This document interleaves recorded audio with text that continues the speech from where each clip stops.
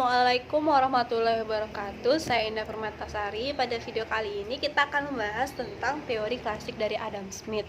Pada video sebelumnya kita sudah tahu nih teori-teori ekonomi pada masa praklasik. Nah, sekarang kita akan membahas tentang teori klasiknya Adam Smith. Pembahasan Adam Smith sebenarnya lebih banyak bersifat makro dengan perekonomian yang penekanannya pada penentuan harga.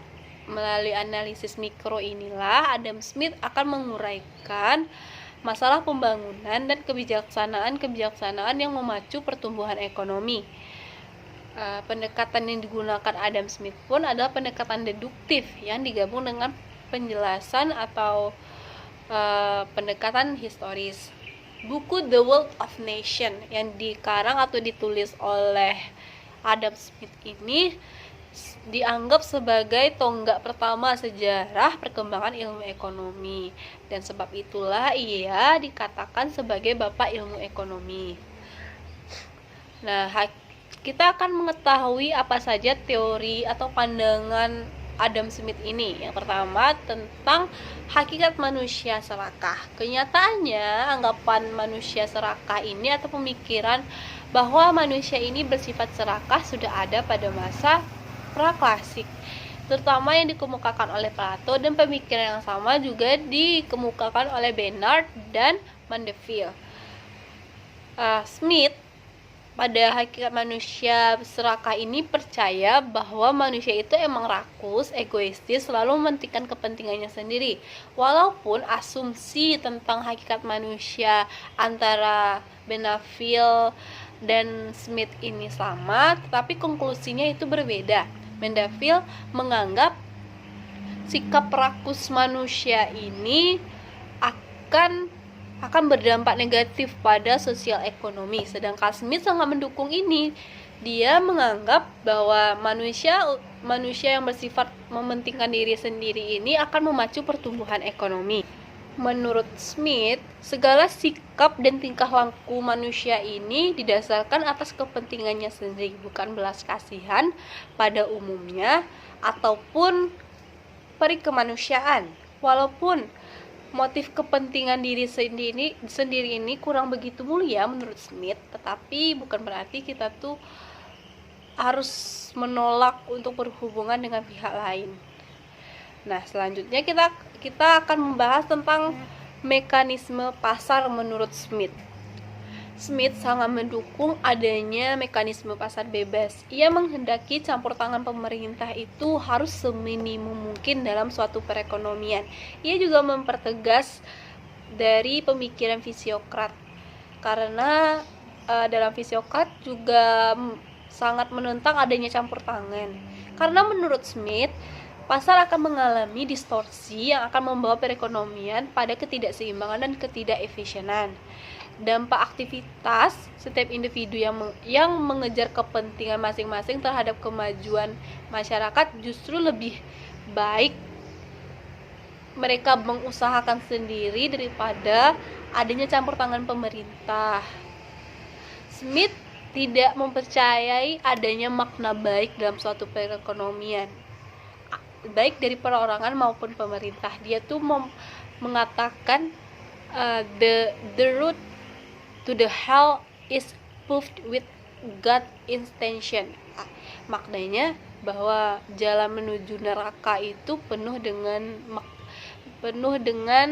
niat-niat baik. Nah, selanjutnya kita akan membahas pandangan Smith terhadap teori nilai atau value theory. Menurut Smith, barang tuh mempunyai dua nilai. Yang pertama, nilai guna, value in use. Kedua, nilai tukar, value in exchange. Nilai tukar atau harga suatu barang ditentukan oleh jumlah tenaga kerja atau labor yang diperlukan dalam memperoleh atau menghasilkan barang tersebut. Smith menyatakan untuk mengukur tenaga labor yang dipakai untuk menghasilkan suatu barang itu tidak bisa diukur dari hari atau jam mereka bekerja.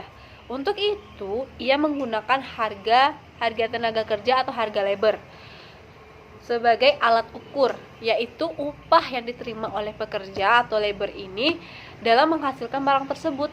Bagi Smith, nilai tukar dapat diartikan sebagai suatu barang.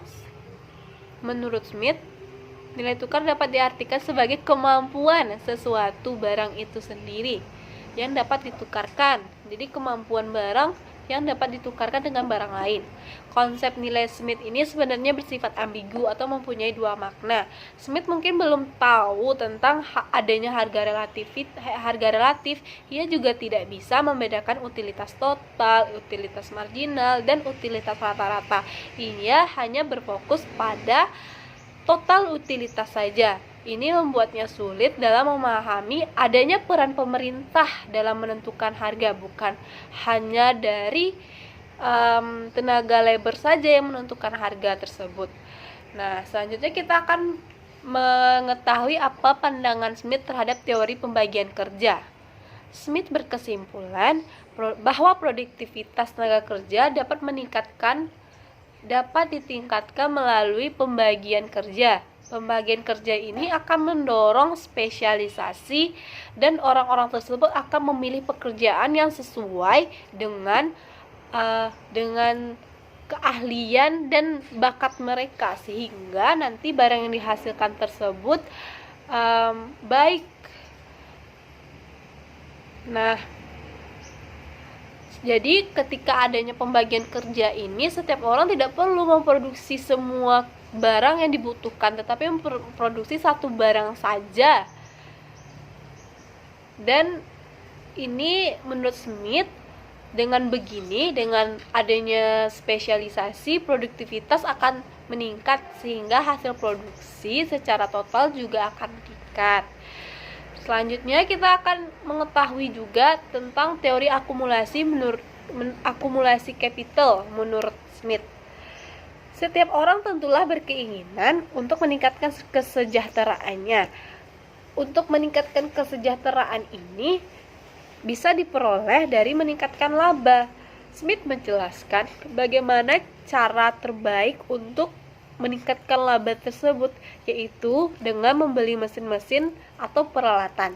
Smith menganggap penting untuk meningkatkan mesin dan peralatan dalam pembangunan ekonomi. Makanya perekonomian yang berdasarkan pemikiran Smith ini ada dua. Ada yang liberal, yaitu karena Smith menganggap suatu perekonomian itu harus bebas dari campur tangan pemerintah, tetapi juga capital, yaitu karena dia menekankan untuk capital, adanya modal agar pembangunan ekonomi itu terjadi. Nah, kita akan membahas tentang pengaruh pandangan Smith bagi perekonomian atau tentang pemikiran ekonomi. Pengaruh pandangan dan pemikiran Smith ini sangat luas. Dapat dikatakan bahwa hampir semua pembahasan ekonomi dikaitkan dengan pandangan Smith ini. Yang membuat ia termasyhur bukan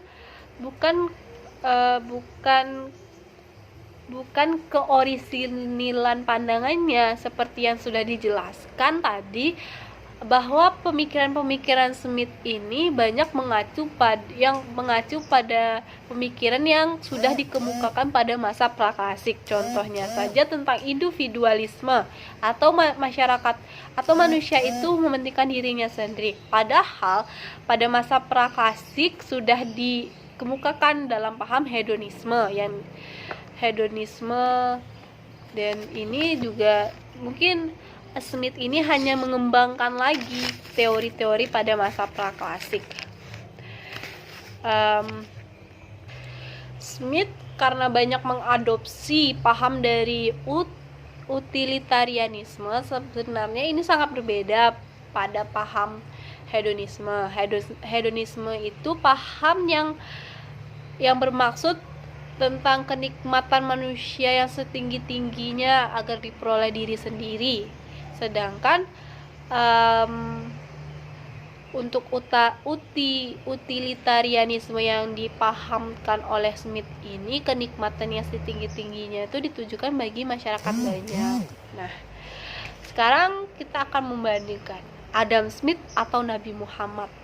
karena semua aspek dari ekonomi atau pembahasan ekonomi, teori-teori ekonomi ini banyak mengacu pada Adam Smith.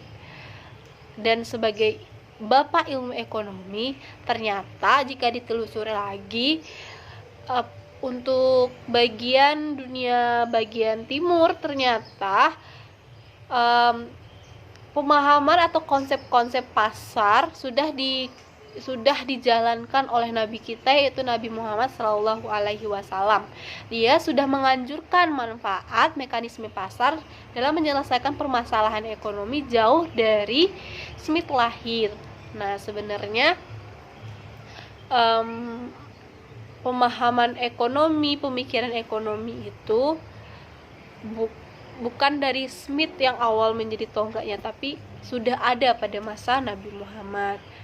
Sekian dari pembahasan saya tentang teori klasik yang dikemukakan oleh Adam Smith. Bila ada kata-kata yang salah, mohon dimaafkan. Wabillahi taufiq wal hidayah. Wassalamualaikum warahmatullahi wabarakatuh. Bye bye.